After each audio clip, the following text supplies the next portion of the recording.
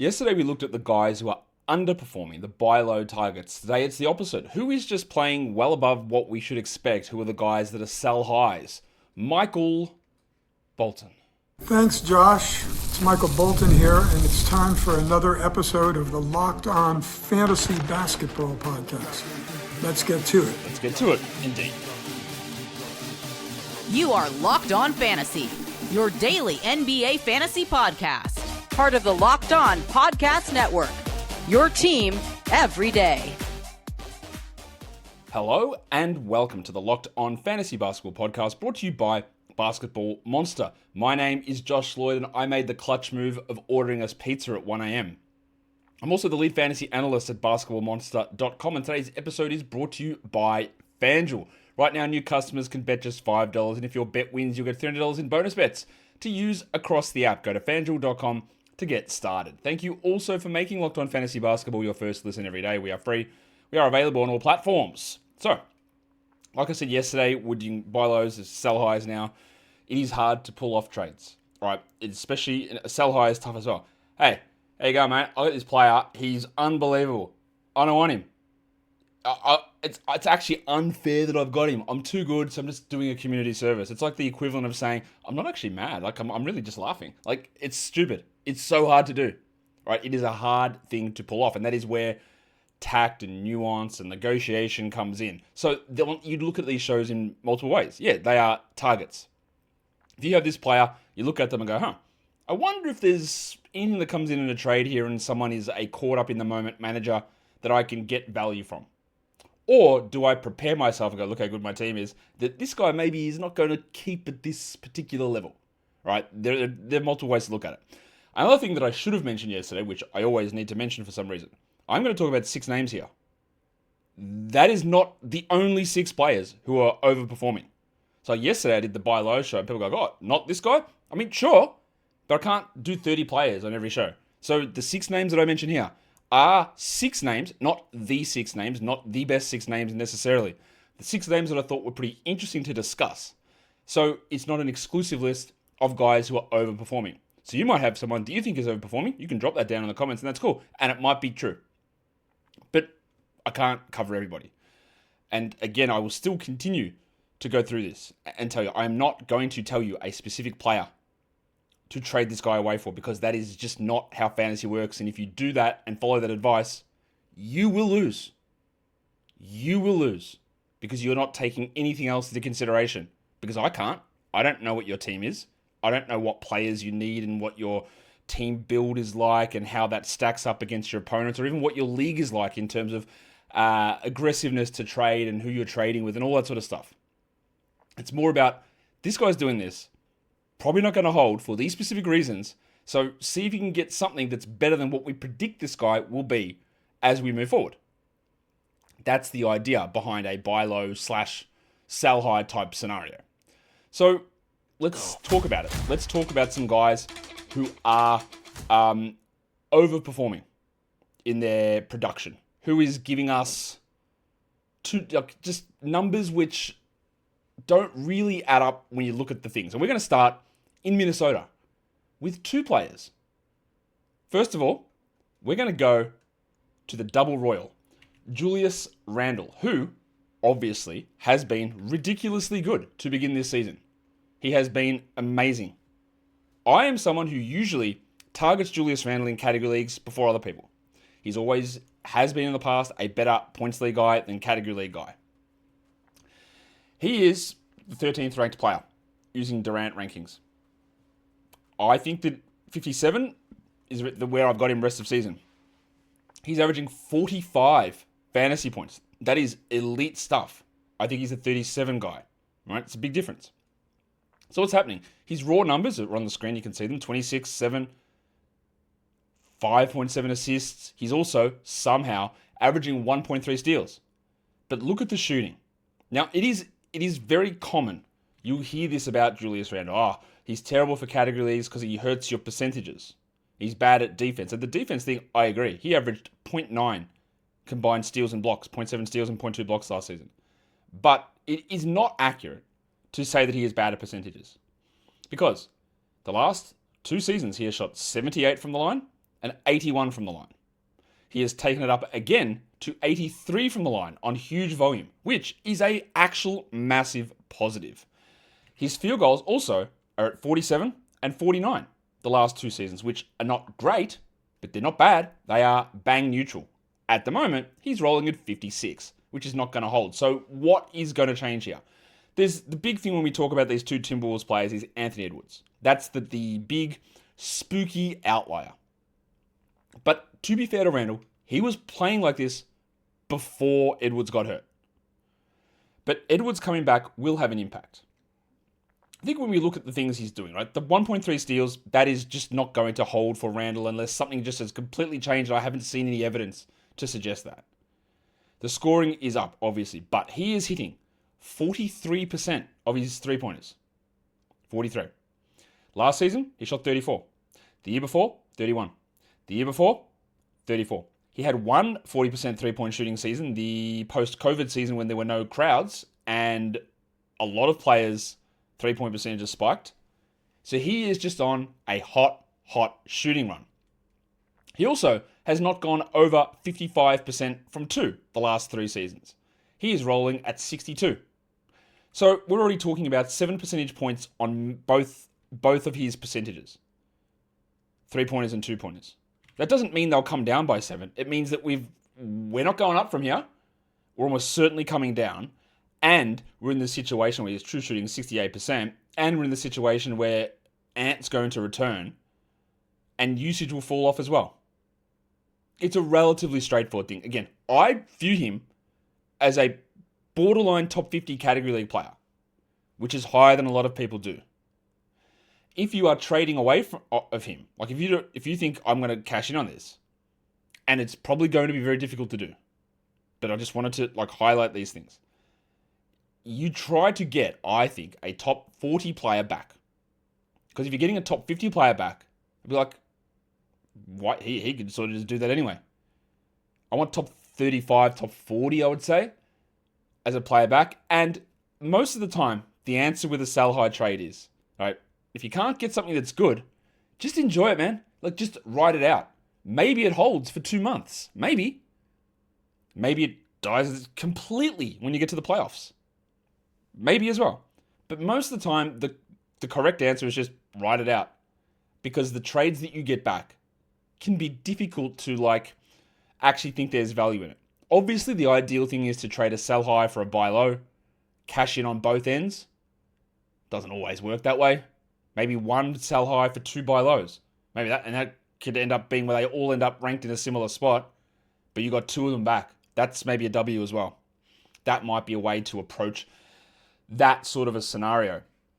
We are going to come back, and talk about, I hit that again. We're going to come back and talk about more of those, but today's episode, it is brought to you by FanDuel, and the NBA is back, and there's no better place to get in on the action than with FanDuel, the official sports betting partner of the NBA. If you miss the start of the game, you can get in and watch the game and start placing bets live, or you can check who's got the hot hand in the game. You can get fourth quarter comebacks, bet on who will score next. All that's possible over on FanDuel. Plus, you can combine your live bets into a same game parlay for a shot at a bigger payout. It keeps every game exciting, especially when it is your team that's making that late push. So right now, FanDuel is giving new customers $300 in bonus bets when your first $5 bet wins. So head to FanDuel.com to sign up and play every game with FanDuel, the official sports betting partner of the NBA. And don't forget to gamble responsibly. Today's episode is also brought to you by regress. Making excuses doesn't solve anything. You've heard them all before. It's just stress, or you're tired, or happens to everyone at some point. But when it comes to performance, sometimes your body just needs that little bit of extra support. And that's where regress comes in. Regress.com offers fast-acting doctor-prescribed treatments for ED, designed to help you stop making excuses and start making moves. You don't want to be selling high on your performance. You want to be buying low. And that's where regress comes in. A little bit of a buy low boost, buy low bump, perhaps, on the old, Regress makes it easy to get started. You just connect with a board-certified doctor, 100% online with no awkward waiting rooms and no in-person appointments. Go to rugiet.com/lockedonnba to get 15% off your first order. That is rugiet.com/lockedonnba. And don't forget to use the code LOCKEDONNBA so that they know that we sent you. Regress. Stop making excuses and start making moves. All right, we are doing sell high players. Guys who are currently at a level that I don't think they're going to be able to stay at. And whether you agree or not, we'll find out. We're going back to Minnesota. We love it so much because we're going to talk about Jaden McDaniels. I talked a little bit about him, I guess, foreshadowing this yesterday in the recap show, talking about how last season when Randle was out and when, who was the other player? DiVincenzo was out, he did the thing that he'd never done in the past. Ramped his usage up and was really successful at doing it. Great sign. Great sign. And this season, we're seeing it happen again. Anthony Edwards is out, and he's doing the absolute key ingredients in the sell high. You think you know what they are. There's the three, I'll say, pillars of the true sell high. Somebody who goes increased minutes, X increased usage, X increased efficiency. If you hit all three of those at once, you go through the roof, and it does sometimes convince people that there's a level of sustainability. Because it's not just, all he's doing is getting more minutes. You're doing everything. You're getting more shot attempts. You're making more shots, and you're playing more minutes. And it can be hard at times for our dumb brains to look at that and go, well, it can't all be fake. And sometimes it's not. Most of the time it is. Now, McDaniels' minutes are up. His efficiency is up, 63% true shooting. And of course, his usage is up to over almost 22% over the course of the season. Jaden McDaniels' usage last season, for example, was 16. Jaden McDaniels' usage the season before was 16. And I'll give you just a quick second to guess what his usage was the year before that. 16. So, yeah, we are feeling pretty good that his usage is a little too high at the moment. Now, is it possible that he has taken a permanent step forward and he is a better usage guy? Yeah, but I'm going to bet against it. I don't think that's the case. If we have a look at what he did this season in the games without Anthony Edwards, first game, 24 usage. Okay, that's good. 19, 18.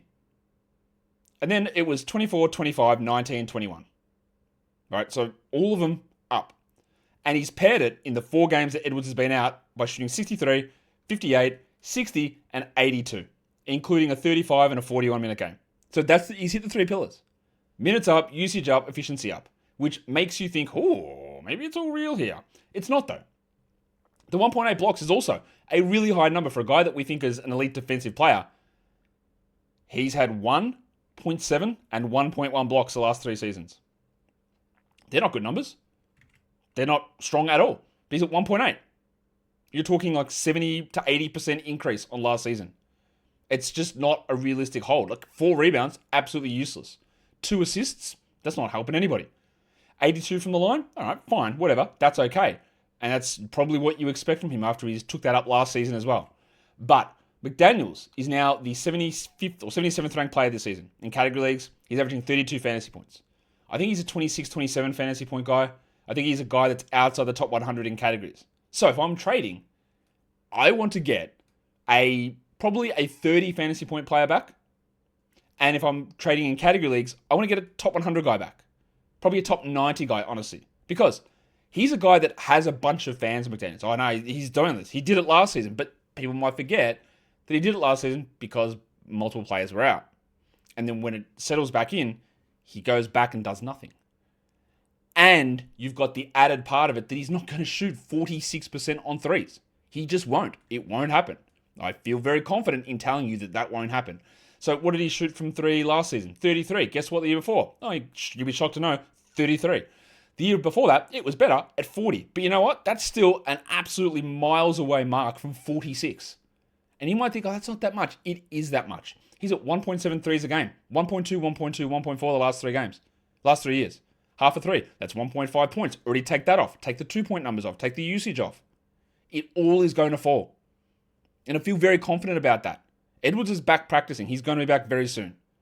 The team is not set up to have McDaniels take on the larger usage role and have it pair with the luck, which there's a bit of it, and not discounting improvement, but there are levels that go beyond improvement. And that's what I try to do when we talk about these things.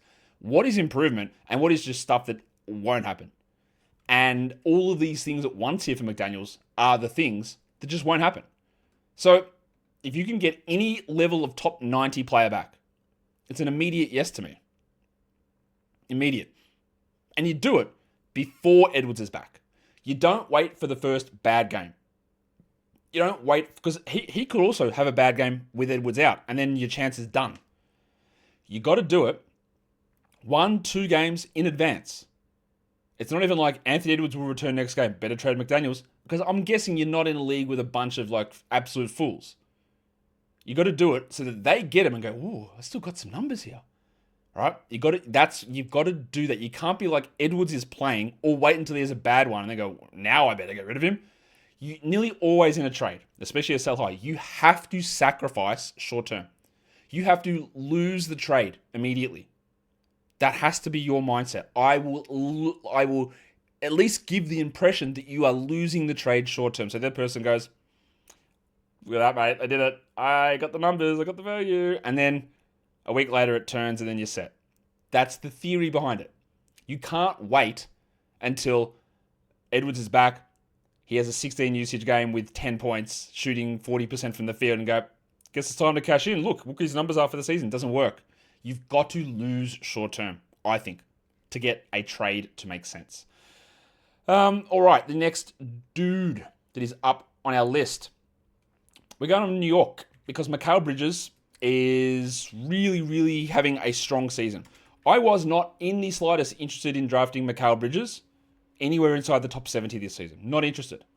Around the 80s, whatever. Do I even have Mikal Bridges on any teams? I don't think so. I'm just having a look. No, I don't. That's not a surprise to me. He is the 37th ranked player. Now, if you're a 9-cat fluffer, you will see that he's ranked higher than that. I've got him now. I have actually updated his projections because I've been impressed in the way that things have changed under Mike Brown. I've moved him up from like 86 to 68 rest of season. His fantasy points, he's almost at 37. I think he's a 32 guy. But that doesn't mean there's not still sell high here. I can look at him and go, that's interesting. I've bumped him up and still think that he's well above expectation. He's averaging only 16 points, which is a below average mark for fantasy. 2.5 threes, 5.5 rebounds, 5.5 assists, 1.4 steals. He's shooting elite numbers. And you go, well, in the past, he was a really good shooter. True. He was. But we have to know what's real and what isn't. For a start, he's hitting 49% on his threes. All right. Automatically, unless you're Luke Kennard or a random outlier Zach LaVine season, no one's getting 45% from three. It's just not a thing that is a regular occurrence. This bloke shot 35, 37, and 38 the last 3 seasons. He's at 49. It is not going to stick. It just will not. He also has some other interesting numbers, and one of the biggest interesting numbers here is he's shooting 83% on long mid-ranges, which the number is usually about 31. Not just for him, just a league number. 83, which means he's missed, I think, 1 long mid-ranger this season. The samples aren't high, but they all contribute when we're talking small samples just in general. The other thing that's been interesting is the assists. I wanted to dig into those. 5.3 assists is a huge difference. This bloke averaged 3.7 and 3.6 the last 2 years, which are like bang average numbers. As a small forward eligible player who's a low usage guy, to be up to over 5 is intriguing. It really does help the fantasy appeal. But I want to dig into like how real is this? Well, on the positive side, his percentage of time on ball is up. And I think that is real. I think that sticks. Up from 12%, comically low, to 17%. Okay. That's more important. He is running stuff more. But I will say this. The effective field goal percentage on his potential assist this season is 92%. Meaning either he is the greatest passer at getting guys open. I won't discount it. I think it's unlikely. Or it's just an incredible hot run of the guys that he's passing to with the shots going in. Now, last season, that number was actually high for him. It was like 77, I think. But still, it's the argument we have. When you are elite of the elite, even if you come back to being very good, it might be a sizable drop. And it is here. So if you go from 91 to 77 on effective field goal percentage on potential assists, then his assists might go from 5.3 to 4.3. So his time on ball has helped. It's given him an extra half an assist, but not an extra 1.5 assists. And you pair that with maybe a 12 percentage point drop in threes. And then we're talking about a guy who's not a top 40 player, who's probably not a top 50 player. But given the Iron Man status of Bridges and the 9-cat fluff that he gets, I actually think you might be able to even get a top 40 player, maybe. It's going to depend on how your league views it. They might be soured by some of the experience the last 2 seasons, which I understand. Again, why sell highs are difficult. But there's a lot here to very comfortably look at and say, I don't believe that this is real. I've got data on my side to suggest it's not. But also, if you can't, if all you can get is like a top 80 guy, like I'll bet someone will be like, hey, should I trade him for DeMar DeRozan? As I break my rule and give you a name. No, you shouldn't. You absolutely should not. Because I think the Bridges is going to be better than DeMar DeRozan. But people might think that, well, DeRozan's been cold and he'll get better. I don't think you should do that. Should you trade him for I don't know who's a top 40-ish player that I can really think of off the top of my head, but like, this would never happen, but like injured Jalen Williams. Like in a million years you do that. People are very worried about Jalen Williams. But also some people think that he's a borderline first-round player, which I don't. You should be looking top 40, I think. What about for returning De'Aaron Fox? That's an interesting one. But it's been impressive for Bridges to improve like this. Just there are some key indicators of stuff not holding. We've got a couple more names. Today's episode, though, is brought to you by a new sponsor. And that is the big fellas over at Gusto.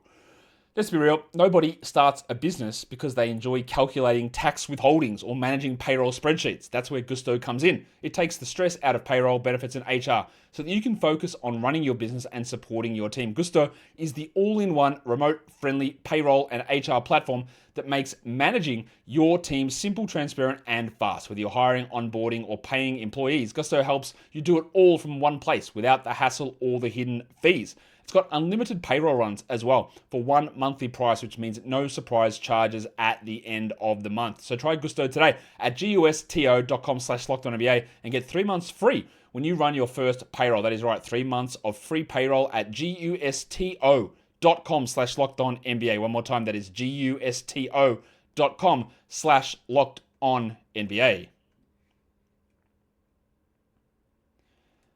We're doing sell high trades here. Players who I think you can capitalize on a really hot start to the season, assuming that you approach it in the correct way and the timing you do on it is correct. Let us now take you to Washington. No, we're not doing Washington. We're actually doing San Antonio. My bad, because we're talking about Stephon Castle. Now, Castle has been way better than I thought this season. Very honestly, I hated him as a rookie. As a player, the hype that he got, I thought was way outsized. He has been impressive for the most part this season, especially the last week. And the injury to Dylan Harper does help with his longer-term outlook. He's averaging 20 points with 6 rebounds and 5.3 assists and 1.8 steals. He has improved almost across the board from what I thought again was an undeserving Rookie of the Year season. But he looks way better. He doesn't look like that player to me this season. But I will still tell you, I think he's a sell high. He is the 35th ranked player for category leagues. He is 37.5 fantasy points. And you'll say, Josh, how can you be ranked that high? Look at his turnovers and free throws. You know my theory on this. You're playing head-to-head leagues, category leagues. You are working through punting. You are accumulating mass and games played. That is how I view it. And if you don't, good luck to you. I think there's a lot here that isn't going to hold. It's not going to hold. And I'll tell you exactly why I think that. Number one is going to be De'Aaron Fox coming back. There are a few things here. Right, the steals for Castle, who is considered a really good defender, but didn't generate defensive stats last season. He has doubled his steal numbers. I'm a little skeptical, except for this. His deflections have almost doubled as well, up from 3.2 to 6.1. Steals from 0.9 to 1.8. It's like, okay. Is he just doing more actively defensively? It looks like it. So there is a chance that even if it doesn't stick at 1.8, that maybe 1.4 or 1.5 is real. Okay, that's okay. I'm good with that. His percentage of time on ball is through the roof. 27% versus 40%. Last season, he actually took off once Wemby was out and Fox arrived and then Fox was out. But of course, Fox has yet to play. Dylan Harper wasn't crossing over as much with Castle. So we're going to see a scenario where he has to start next to De'Aaron Fox. Will that time on ball, will it fall back? That is going to be the question. His usage is at 27%. It was 24.8 last season, really bumped by force-fed 30 usage over the last 2 months. But he's at 27. He is doing a ton, and that is helping his assist numbers be absolutely through the roof. But here's the but, right? The 40% on ball I don't think holds, which probably means his assists fall back, scoring falls back, usage falls back. But he's also just knocking down everything. You say he's only at 35% from 3, Josh. True. But he's at 67% on long mid-ranges. That's like a 30% shot. He's at 56% on his short mid-ranges. It's like a 40%, 42% shot, usually. And even though his shooting has improved, that's not a real thing. He's not that guy. He's not that level of shooter. So when you see his numbers at 55% from the field, 55% from the field, it is just not likely to hold. Now, he has a very good rep. People love this guy. He shot 43 from the field last season. His two-pointers are at 67 versus 50 last season. There's scope for him to have improved a lot and still be much, much worse than he currently is. Now, is that rank that I've got him 125th maybe too low? Yeah, look, very, very possibly. But I worry that the assists go back to 4.5, the steals go back to 1.3, the field goals go back to 47. He stays with a bad free throw, and he averages 16 points instead of 20. What did I have projected? Yeah, about 16 points instead of 20. All right, 16, 5, and 5, which is not 26 and 5, or 26 and 5.5. And the steals, not that high. I think all that is possible. I think that the injury to Dylan Harper does help him, but there's a lot there that just isn't going to hold. The other thing is his on-off net rating. For a team that just lost their first game, and the guy replacing him ostensibly was just Dylan Harper, a rookie, he's a negative 11.8. What? I fell over. I thought he was being so good in impacting winning. That's a horrendous number. Now, it is obviously very early, and I'm not saying that's going to mean he gets benched or anything along those lines. But if the team is worse when he is on the court and he's shooting this well, what will happen? Will the ball be taken out of his hands more and given to Fox if it continues to create these negative situations? Because that is a big negative. It probably won't, but it is worth noting that they have been way better when he sits on the bench. Way better. And now they'll have De'Aaron Fox eventually back to take some of those minutes and take the ball out of his hands too. And I think that is just, it's just worth thinking about, I think. Yeah, that's the right term, I'm pretty sure. All right.